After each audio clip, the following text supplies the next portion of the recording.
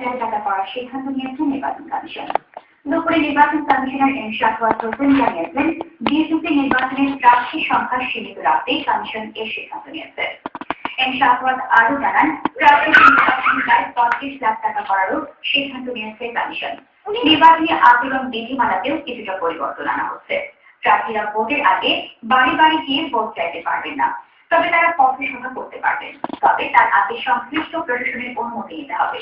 তিনি জানান, নির্বাচন কমিশনের অর্থায়নে 4টি জনসভায় ভোট চাওয়ার সুযোগ পাবেন নিয়োগ প্রার্থীরা।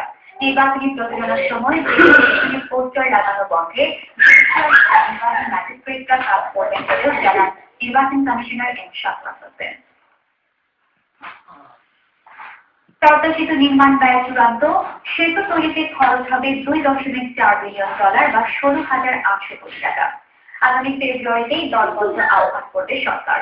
দুপুরে অর্থ মন্ত্রণালয়ে পদ্মা সেতুর অর্থায়ন নিয়ে এক বৈঠক শেষে এ তথ্য জানান অর্থমন্ত্রী আবুল মাল আব্দুল মুহিত।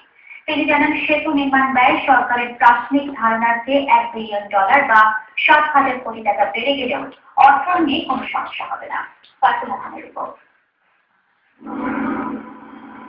রাজধানী ঢাকা সহ পূর্বাঞ্চলকে দক্ষিণ পশ্চিমাঞ্চলের সাথে সংযোগ করতে পদ্মা নদীর উপর তৈরি হবে দেশের সবচেয়ে বড় সেতু। আর এই পদ্মা সেতু নির্মাণ বর্তমান সরকারের অন্যতম সংগ্রহ করা হবে। অর্থমন্ত্রী জানান, সব কাজ শেষ, এখন মূল সবাইকে নিয়ে আমরা বলবো, আমরা আশা করছি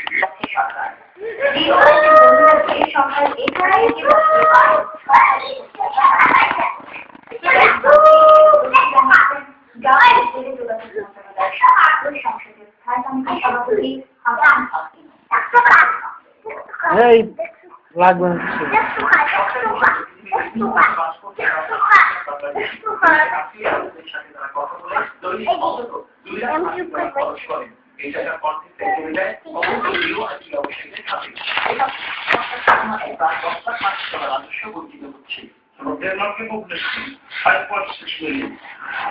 বেশি বাংলাদেশের বিদেশি কাজ করে।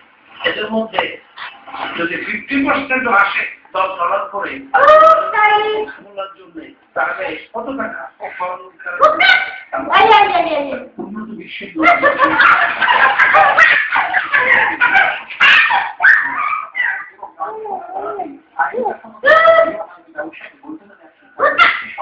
পুলিশি ব্যবস্থাপনার মধ্য দিয়ে সমাধান হবে।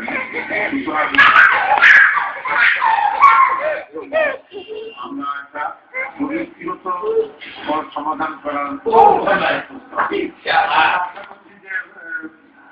ভিতরে সমাধান বের করতে পারবো।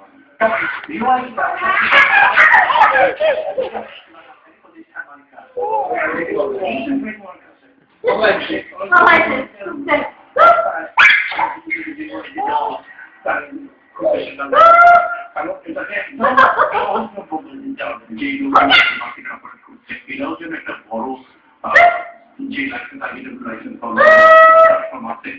এদের 80,000